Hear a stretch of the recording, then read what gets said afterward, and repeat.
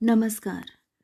Doctor वंदना रस्तोगी, सहआचार्य संस्कृत की ओर से संस्कृत विषय के इस व्याख्यान में आप सबका स्वागत है।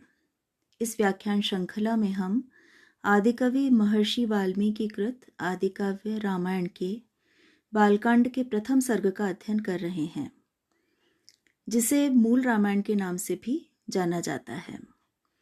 इस सर्ग में संपूर्ण राम कथा का संक्षिप्त निरूपण प्रस्तुत किया गया है। विगत व्याख्यान में अयोध्या कांड की कथा के आधार पर दशरथ द्वारा युवराज पद पर राम के राज्याभिषेक की इच्छा व्यक्त करना, रानी कैकेयी द्वारा मांगे गए 2 वचनों के आधार पर राम को वनवास और भरत को राज्य प्रदान करने के वचन दशरथ द्वारा दिए जाना, माता पिता की आज्ञा को शिरोधार्य करके राम का लक्ष्मण और सीता के साथ वनगमन, इन प्रसंगों की चर्चा की गई थी। इसी क्रम में आगे की कथा का निरूपण इस प्रकार किया गया है। गुहेन सहितो रामो लक्ष्मणेन च सीतया ते वनेन वनं गत्वा नदीस्तीर्त्वा बहुदकाः। राम गुहेन सहितः निषादराज गुह के साथ, लक्ष्मणेन च सीतया और सीता तथा लक्ष्मण के साथ, वनेन वनम गत्वा एक वन से दूसरे वन को जाकर, नदीह तीर्त्वा बहुदकाः, बहुदकाः उदक जल को कहा जाता है, बहुदका बहुत सारे जल वाली, विपुल जल वाली, नदीह नदियों को, तीर्त्वा पार करके, चित्रकूटम अनुप्राप्य भरद्वाजस्य शासनात् रम्यम आवसथम कृत्वा रममाणा वनेत्रयः।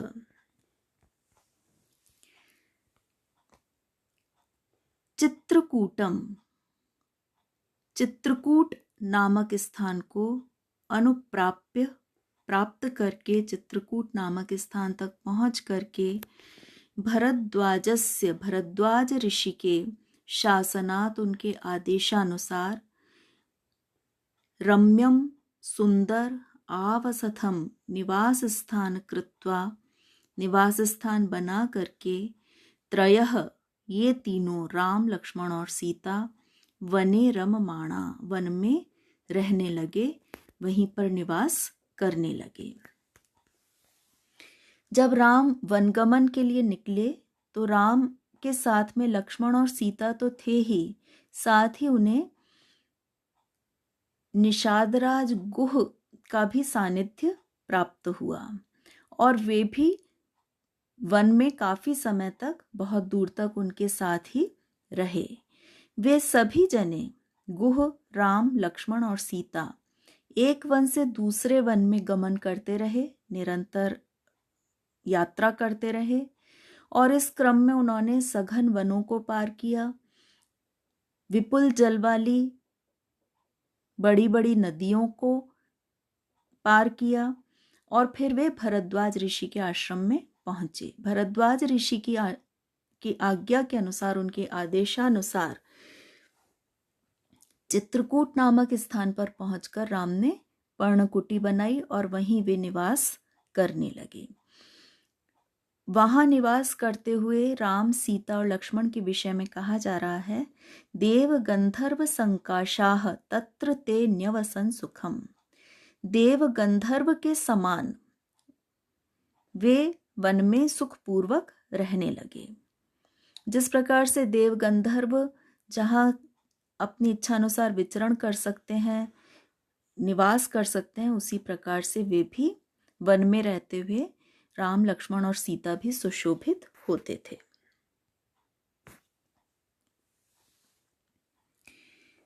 चित्रकूटम गते रामे पुत्र शोकातुरस्तदा राजा दशरथः स्वर्गम जगाम विलपन सुतम। रामे चित्रकूटम गते, राम के चित्रकूट चले जाने पर, पुत्र शोकातुर, पुत्र के शोक से आतुर व्याकुल हुए, राजा दशरथः, महाराज दशरथ, सुतम विलपन, अपने पुत्र के विषय में विलाप करते हुए, पुत्र के वियोग में दुखी होते हुए स्वर्गम जगाम, स्वर्ग लोक को चले गए।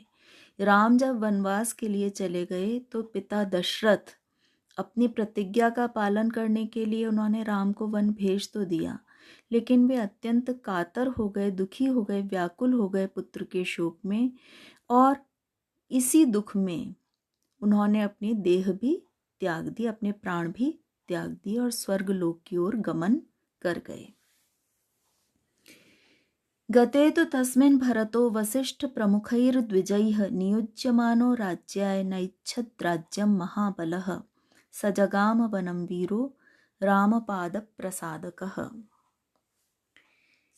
गते तो तस्मिन्, उनके चले जाने पर, राम के वन को चले जाने पर और दशरथ के स्वर्गलोक को चले जाने पर, वसिष्ठ प्रमुखैः द्विजैः, राजगुरु वशिष्ठ हैं प्रमुख, जिनमें ऐसे द्विजैः, ऐसे ब्राह्मणों के द्वारा, ऐसे विद्वानों के द्वारा जो दशरथ की राजसभा में राजगुरु के पद को विभूषित करने वाले परम विद्वान थे, नीतिज्ञ थे, ऐसे वशिष्ठ तथा अन्य मंत्रियों के द्वारा, अमात्यों के द्वारा, द्विजों के द्वारा राज्याय नियुज्यमानः भरतः, राज्य के लिए नियुक्त किए जाते हुए, महाबलः, महाबलशाली, महापराक्रमी भरतः, भरत ने न एच्छत राज्यम, राज्य की इच्छा नहीं की। माता कैकेयी ने तो अपने पुत्र भरत को राज्य पद पर, राजा के पद पर उसका राज्याभिषेक करने के लिए दशरथ से वचन लिया, लेकिन भरत इस राज्य को प्राप्त करने के, इस राज्य का उपभोग करने के, इस राज्य का संचालन करने के लिए इच्छुक नहीं हुए। बड़े भाई राम के वन को चले जाने पर और पिता का निधन हो जाने पर, जब उन्हें इस युवराज पद पर, युवराज होने के नाते जब उन्हें राज्य पद संभालने के लिए कहा गया, तो वे इसके लिए तैयार नहीं हुए। और भरत ने क्या किया, यहाँ आगे भरत मिलाप का जो प्रसंग है उसका वर्णन किया जा रहा है। सह वीरः, वे वीर भरत, राम पाद प्रसादकः, जो पूजनीय राम को प्रसन्न करने वाले थे, जो राम की प्रसन्नता में ही प्रसन्न होने वाले थे, ऐसे वीर भरत वनम जगाम, वन की ओर चले गए, राम के पास में वन को चले गए। रामपाद प्रसादकः, यहाँ रामपाद, यह जो शब्द है वो पूज्यता का व्यंजक है। पूजनीय राम को प्रसन्न करने के लिए, उनको मनाने के लिए भरत वन की ओर चले गए। गत्वा तु स महात्मानं रामं सत्य पराक्रमम् अयाचत भ्रातरं रामं आर्यभाव पुरस्कृतः। महात्मानं, महान आत्मा है जिनकी, महापुरुष, सत्य पराक्रमम, जिनका पराक्रम सत्य है, यथार्थ पराक्रम वाले, रामम गत्वा, राम के पास में जाकर, सह, उन भरत ने, भ्रातरम रामम, अपने बड़े भाई राम को, आर्य भाव पुरस्कृतः, आर्य भाव को, श्रेष्ठ जनोचित भाव को, श्रेष्ठ जनोचित स्वभाव को, पुरस्कृतः, आगे रखते हुए, उसको सर्वोपरि रखते हुए, अयाचत, याचना की। भरत द्वारा राम से जो याचना की जा रही है वो श्रेष्ठ जनोचित उनका व्यवहार है। उनको यही उपयुक्त है कि वे अपने बड़े भाई को इस प्रकार का निवेदन करें कि राज्य का संचालन करने में राम को ही वे राज्य सौंपने की बात कहें। ये आर्य भाव पुरस्कृत कार्य भरत के द्वारा किया गया है। त्वमेव राजा धर्मज्ञ इति रामम वचो अब्रवीत। और तब आर्य भाव को पुरस्कृत करने वाले उन भरत ने राम को इस प्रकार के वचन कहे। त्वम एव, आप ही धर्मज्ञ राजा, धर्म को जानने वाले राजा हो।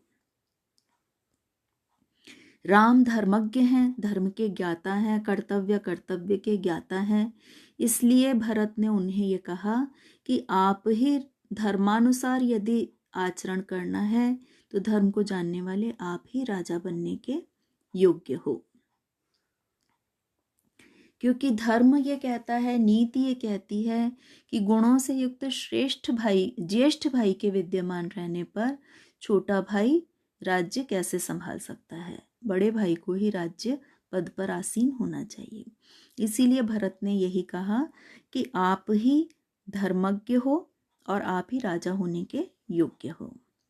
रामो अपि परमोदारः सुमुखः सुमहायशाः न एच्छत् पितुः आदेशात् राज्यम रामो महाबलः।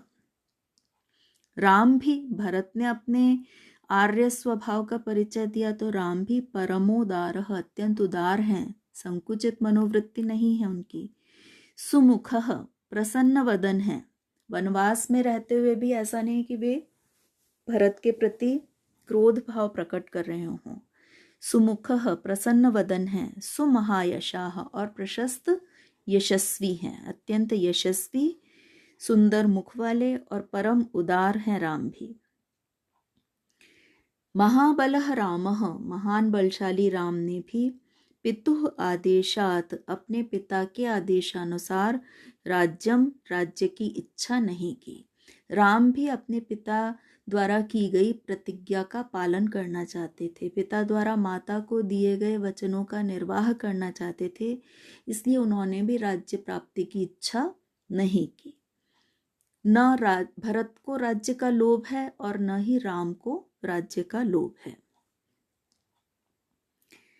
भरत अपने बड़े भाई के प्रति अपने धर्म का पालन करना चाहते हैं, कर्तव्य का पालन करना चाहते हैं उन्हें राजा बनाकर, और राम अपने पिता के प्रति अपने कर्तव्य का पालन करना चाहते हैं उनकी प्रतिज्ञा का निर्वाह करके। इसलिए राम ने इस परिस्थिति में यह विकल्प निकाला जिससे भरत को भी संतुष्ट किया जा सके और पिता की प्रतिज्ञा भी खंडित न हो। पादुके च अस्य राज्याय न्यासम दत्वा पुनः पुनः, अस्य, इन भरत को राज्याय, राज्य करने के लिए, पादुके, अपने दोनों चरण पादुकाओं को, पादुके में द्विवचन का प्रयोग है पादुका शब्द से, तो अपने चरण पादुका को राज्य के लिए न्यासम दत्वा, न्यास के रूप में, धरोहर के रूप में दे करके, पुनः पुनः, बार बार, निवर्तयामास ततो भरतम भरताग्रजः, भरत के अग्रज बड़े भाई को कहा जाता है, अग्रे जातः इति अग्रजः। भरत के अग्रज श्री राम ने भरतम, भरत को पुनः पुनः, बार बार आग्रह करके, निवर्तयामास, उनको लौटा दिया। राम और भरत के इस पारस्परिक स्नेह को, इस निस्वार्थ स्नेह भाव को, इस भ्रातृ प्रेम को रामायण में बहुत ही सुंदर रूप में निरूपित किया गया है, जिसका संक्षिप्त संकेत यहाँ इस सर्ग में, इस मूल रामायण में भी प्रस्तुत हो रहा है। स कामम अनवाप्यैव राम पादौ उपस्पृशन् नंदिग्रामे अकरोद् राज्यम रामागमन कांक्षया। जो भरत थे, राम द्वारा बार बार जब आग्रह किया गया उनको लौट जाने के लिए, राज्य उन्हीं को संचालित करने के लिए, स्वयं न जाकर के जब राम ने केवल अपनी चरण पादुकाएं ही भरत को दे दी कि इन्हें न्यास रूप में रख लो और मैं पिता की आज्ञा का, पिता की प्रतिज्ञा का पालन करके ही अयोध्या लौटूंगा। तो भरत कामम अनवाप्य, अपनी कामना, अपनी अभिलाषा, जो उनकी इच्छा थी, उसको प्राप्त किए बिना ही, अपूर्ण इच्छा लिए हुए ही, राम पादौ, राम के चरणों का उपस्पृशन, स्पर्श करके, राम का चरण स्पर्श करके करते हुए, राम आगमन कांक्षया, राम के पुनरागमन की, राम के लौट आने की आकांक्षा से, नंदीग्रामे, नंदीग्राम में ही रहकर, राज्यम अकरोद, राज्य का संचालन करने लगे। वे भी अयोध्या के वैभव में नहीं लौटे, प्रासाद में, महलों में नहीं लौटे, अभी तो नंदीग्राम में वे भी एक साधारण जीवन व्यतीत करते हुए, वनवासोचित जीवन व्यतीत करते हुए राज्य का संचालन करने लगे। गते तु भरते श्रीमान सत्यसंधो जितेन्द्रियः, रामो अपि पुनरालक्ष्य नागरस्य जनस्य च तत्र आगमनमेकाग्रो दंडकान प्रविवेशः। गते तु भरते, राम भरत के चले जाने पर, श्रीमान, श्री से युक्त, सत्यसंध, सत्य प्रतिज्ञ, जितेंद्रिय, और इंद्रियों को जीत लेने वाले, आत्मसंयमी, रामः, राम ने भी, तत्र, वहां पर, चित्रकूट में, नागरस्य जनस्य, नगरवासी लोगों के, आगमनम, आगमन को, पुनः आलक्ष्य, फिर से देख करके, एकाग्रो, एकाग्र होकर के, दृढ़ निश्चय होकर के, दंडकान प्रविवेशः, दंडकारण्य में प्रवेश किया। चित्रकूट में रहते हुए राम को यह अनुभव हुआ कि भरत बहुत अधिक दूर नहीं है यहाँ से, नगरवासी भी यहाँ तक आते रहते हैं, अयोध्या के नगरवासी भी यहाँ तक आते रहते हैं राम के पास में, इसलिए उनके आगमन को देखते हुए, बार बार उनके आगमन की संभावना को देखते हुए, राम ने ये निश्चय किया कि वे अब दंडकारण्य में प्रवेश कर जाएंगे, दंडकारण्य की ओर बढ़ जाएंगे, और भी अधिक सघन वन क्षेत्र में जाने के लिए राम तत्पर हो गए। यहाँ फिर से राम को सत्यसंध, सत्य प्रतिज्ञ कहा गया है, जितेंद्रिय एवं श्रीमान, ये विशेषणों से उनको विभूषित किया गया है। इस प्रकार से अयोध्या कांड की कथा को संक्षिप्त रूप में यहाँ प्रस्तुत किया गया है। आगे अरण्य कांड का निरूपण आगे के श्लोकों में हम देखेंगे। आज के व्याख्यान में इतना ही। धन्यवाद।